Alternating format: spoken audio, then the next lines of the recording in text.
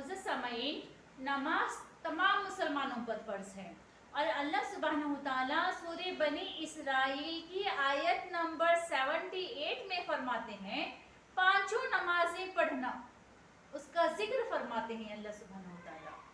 कुरान मजीद में अल्लाह सुब्हानहू तआला इरशाद फरमाते हैं, अक़ीमिस्सलात लिदुलूकी शम्सी इला ग़सक़िल लैली व क़ुरआनल फ़ज्र इन्ना क़ुरआनल फ़ज्रि कान मशहूदा। नमाज को कायम करें, पढ़े नहीं, कायम करना है, हमेशा उस पर मुदाविमत करना है। नमाज को कायम करें आफताब के ढलने से लेकर रात की तारीखी तक, और फज्र का कुरान पढ़ना भी। यकीनन फज्र के वक्त का कुरान पढ़ना हाजिर किया गया है।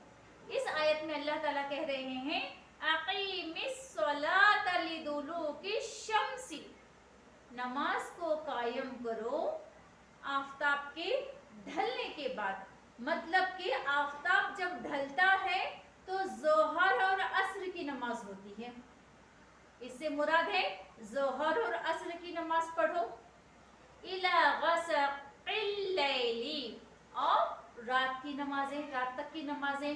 रात की नमाजों में सूरज गुरूब होने के बाद जो नमाज होती है वो मगरिब की है और ईशा की है। और अल्लाह ताला कह रहे हैं व क़ुरआनल फ़ज्रि, फज्र में कुरान पढ़ना। मतलब कुरान जो लफ्ज़ यहाँ पर आया है वो नमाज के माने में आया है। फज्र में भी नमाज पढ़ना। इन्ना क़ुरआनल फ़ज्रि, बेशक फज्र में कुरान का पढ़ना, कान मशहूदा, उस वक्त जो है फरिश्ते हाजिर होते हैं, वो हाजिर किया गया है।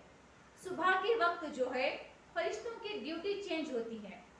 बुखारी शरीफ में हदीस है कि रात वाले फरिश्ते जब सुबह में अल्लाह ताला के पास जाते हैं तो अल्लाह ताला उनसे पूछते हैं, हालांकि अल्लाह ताला खूब जानते हैं, फिर अल्लाह ताला पूछते हैं कि तुमने मेरे बंदों को किस हाल में छोड़ आए हो। तो फरिश्ते कहते हैं कि हम उनके पास गए थे, इस वक्त भी वो नमाज पढ़ रहे थे, और जब हम उनके पास से आए हैं तो इन्हें नमाज पढ़ते हुए छोड़कर आए हैं।